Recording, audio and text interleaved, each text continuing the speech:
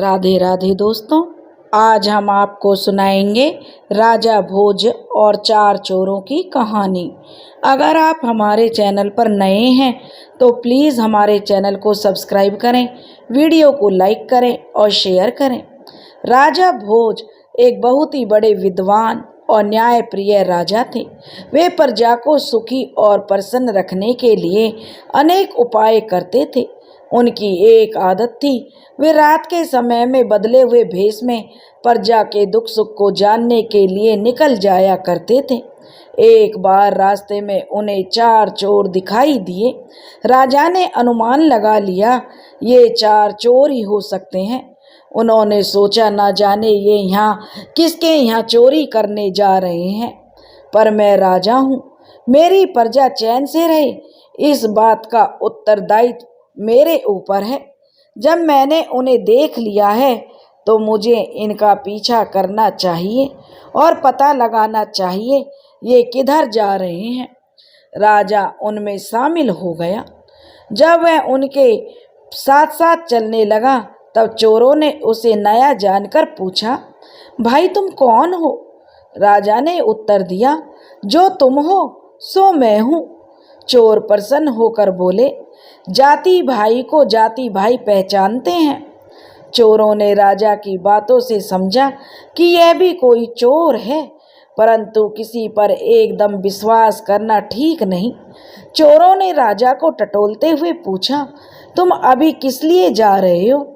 राजा ने भी सांकेतिक भाषा में जवाब दिया, जिसके लिए तुम जा रहे हो उसी के लिए मैं जा रहा हूँ।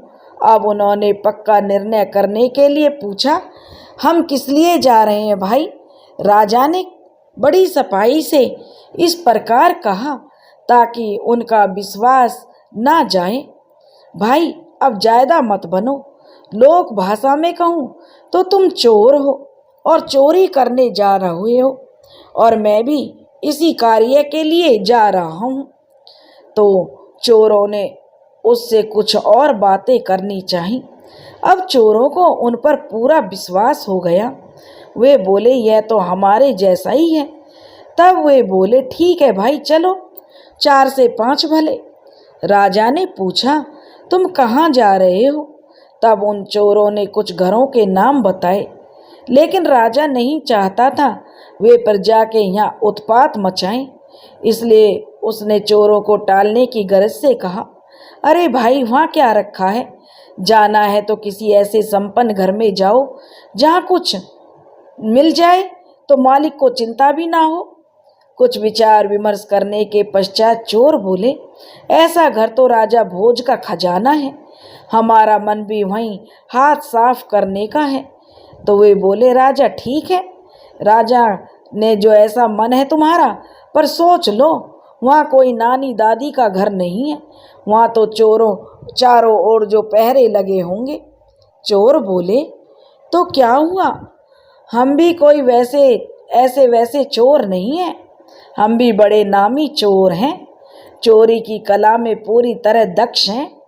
राजा भोज ने कहा, मैं भी तो सुनो भाई, तुम लोग क्या क्या कलाएं जानते हो और उनके नाम क्या क्या हैं? तब वे बोले, दीप्या, सौम्या, मंगल्या और बध्या थे।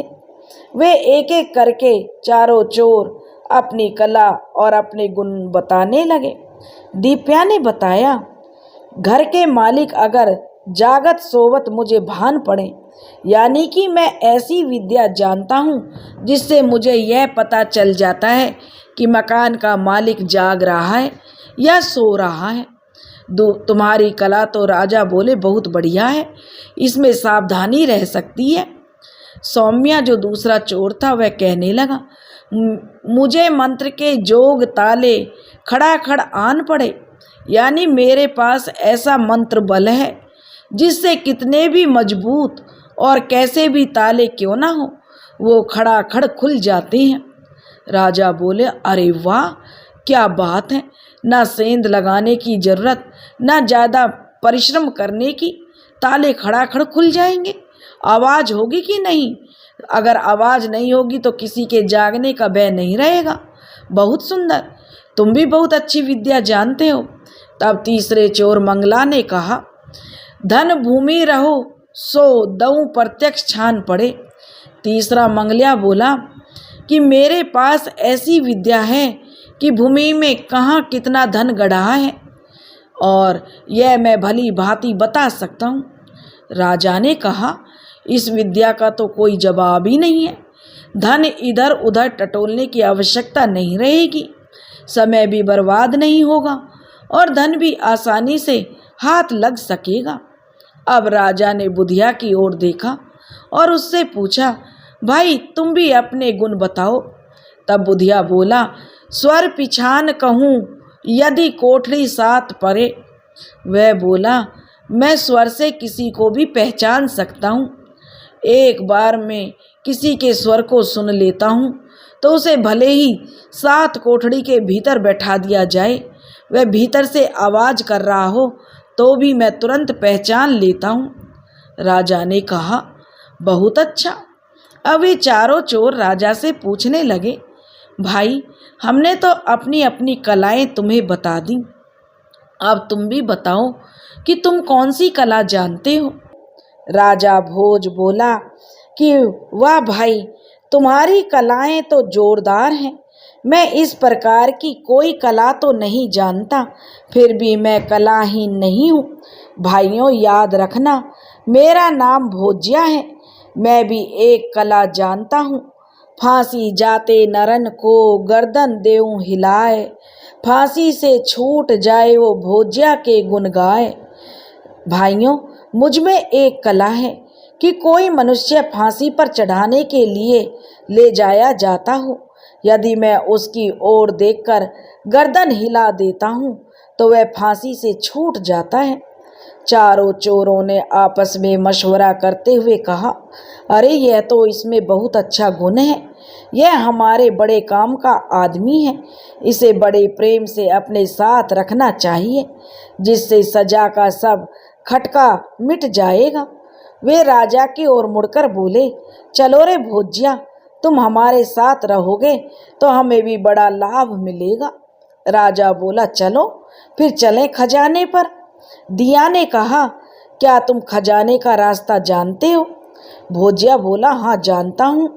तब चोर बोले, तो भोज्या भाई तुम आगे चलो। राजा बड़ी सावधानी से आगे चलने लगा। वे लोग खजाने पर पहुंच गए। तभी पहरेदार जो थे सभी नींद में थे। दीप्या बोला, देखो पहरेदार सो रहे हैं, इसमें हमारा काम आसान हो जाता है, किंतु मुझे तो ऐसा लग रहा है कि धन का मालिक जाग रहा है। राजा बोला, इस धन का मालिक तो राजा है और राजा लोग तो सोते जागते रहते हैं, होगा कहीं इधर उधर। राजा, वह इस समय यहाँ क्यों आएगा? अब देर मत करो, जो काम करना है वह जल्दी करो। तब वे बोले, चोर राजा ने सौम्या से कहा, राजा ने तुम अपने मंत्र बल से ताले खोलो। सौम्या ने एकाग्रता पूर्वक मंत्र को याद किया और ताले सरसराहट करते हुए खुल गए। उन्होंने खजाने में प्रवेश किया। सोना चांदी के सिक्के आदि काफी धन था खजाने में। धन का ढेर देखकर वे खुशी से भर उठे। मन धन की गठड़ियां बांधने को ललचा रहा था। तब मंगला बोला, क्या करोगे इस धन को लेकर?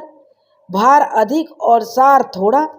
उसने एक स्थान की ओर संकेत करते हुए कहा, यहाँ भूमि में रतन गढ़े हैं, यदि खोदो हम लोग तो रतन ही ले जाएंगे और जीवन भर की गरीबी पल भर में दूर हो जाएगी।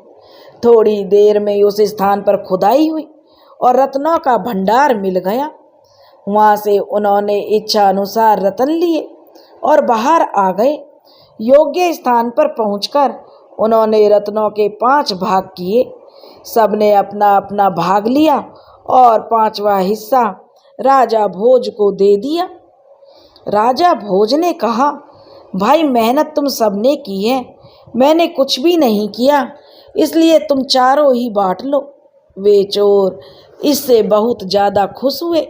उन्होंने राजा भोज का हिस्सा भी आपस में बांट लिया और उससे बोले, चलो भोजिया भाई, हमारे साथ रहना। राजा भोज ने कहा, नहीं भाई, मुझे अपने घर जाना है, मेरा भी कुटुंब है, अगली बार कहाँ मिलोगे। वे भोजिया के व्यवहार से चोर बहुत प्रभावित हुए थे। वे उसे अपने समान चोर समझ रहे थे, इसलिए उन्होंने उसे अपना सही पता बता दिया और सब अपने अपने रास्ते चले गए। राजा भोज राजभवन की ओर जाते हुए सोच रहा था, ये सभी अनोखी कलाओं में पारंगत हैं, पर ये अपनी कला का दुरुपयोग करते हैं। इन्हें मृत्यु दंड देना उचित नहीं है, क्योंकि इन्होंने मुझ पर विश्वास किया है, किंतु इन्हें सुधारना बहुत आवश्यक है। यदि ये सुधर जाएं, तो ये राज्य के लिए बहुत उपयोगी सिद्ध हो सकते हैं। प्रातः काल हुआ, आवाज हुई, खजाने के ताले टूटे हुए हैं। सैनिकों को पकड़कर राजा के सामने लाया गया। राजा ने कड़क कर पूछा सैनिकों से, तुम इस प्रकार नींद में पहरा लगाते हो? एक सैनिक बोला, हजूर, हम सही भी बोले तो कौन विश्वास करेगा। हमें पिछली रात न जाने क्या हुआ, हमें अचानक चक्कर आने लगे, ऐसे लगा जैसे किसी ने जबरदस्ती से सुला दिया हो। राजा भोज को तो सब मालूम था कि वे मंत्र बल से सुला दिए गए थे, इसलिए राजा ने कहा, तुम घबराओ मत, मुझे विश्वास है कि तुम लोगों ने चोरी नहीं की, तुम लोग चोरी नहीं कर सकते हो, परंतु तुम्हें हमेशा सावधान रहना चाहिए। आज तो तुम्हें क्षमा किया जाता है, लेकिन आगे से ऐसी गलती मत करना। राजा ने उन चारों चोरों को सैनिक भेजकर पकड़कर मंगवाया। चोरी हुआ माल भी पकड़ा गया। चोरों ने समझा हमारे साथ धोखा हुआ है, उन्हें राजसभा में खड़ा किया गया। राजा भोज राजसी पोशाक में सिंहासन पर विराजमान थे। वे चारों चोर शक की नज़र से राजा भोज की ओर देख रहे थे। बुधिया एकटक राजा की ओर देख रहा था। वह सोचने लगा, यह क्या गड़बड़ है, राजा के भेष में यह तो भोजिया बैठा है, क्या हमारे साथ चोर के भेष में राजा भोज थे? अंधेरे में हम बराबर देख नहीं पाए। वह बोले तो कुछ निश्चय हो, किंतु राजा भोज को पता था कि आवाज़ से ये लोग पहचान जाएंगे, इसलिए वो बोल नहीं रहे थे। राजा ने मंत्री के कान में कुछ कहा। मंत्री ने मामला यूं पेश किया, राजन, ये चारों चोर हैं, इन चोरों ने शाही खजाने की चोरी की है, ये माल सहित पकड़े गए हैं, इन्हें अब क्या सजा दी जाए? राजा ने अपनी आवाज़ बदलकर कहा, इस अपराध के अनुकूल जो भी सजा हो। अब स्वर को बदलकर बोले जाने के बावजूद भी बुधिया ने पहचान लिया कि राजा भोजी भोजिया एक ही व्यक्ति है, परंतु उस समय वह चुप रहा। मंत्री विचार करके कहने लगा, इनका अपराध तो महाराज बहुत बड़ा है, अब इसलिए इन्हें फांसी की सजा दी जाती है। तब बुधिया बोला, हम 4 नहीं 5 चोर थे। मंत्री ने पूछा, 5वां चोर कहाँ है? बुधिया बोला, हम 5वें चोर के बारे में क्या बताएं? मंत्री उनकी बात सुनकर विचार में पड़ गया। मंत्री ने संकेत किया, सैनिक उन्हें फांसी के तख्ते की ओर ले जाने लगे। बुधिया ने सोचा, मौत तो सिर पर मंडरा रही है, अब जो कुछ कहना है साफ कह देना चाहिए, या तो आर या उस पार। उसने राजा भोज की ओर देखा। बुधिया सुन कहने लगा, भोजिया अफसर जाए, फांसी से बच जाएंगे, गर्दन देव हिलाए। हे भोजिया जी, अवसर बीता जा रहा है, अपनी विद्या का बल दिखाओ, अपनी गर्दन हिला दो तो हम फांसी से बच जाएंगे। राजा ने गर्दन हिलाकर संकेत किया। सैनिक रुक गए। राजा ने तुरंत फांसी की सजा रद्द कर दी। फिर राजा बोला, तुम चारों में अच्छी कला है, तुम अच्छे गुणी हो, फिर तुम यह चोरी का धंधा क्यों कर रहे हो? तुम भी परेशान और लोग भी परेशान, जैसे अन्य लोग मेरी प्रजा हैं, तुम भी मेरी प्रजा हो। तुम्हारी कठिनाइयाँ दूर करना मेरा कर्तव्य है। तुम यह चोरी छोड़ दो और योग्य कर्म करो।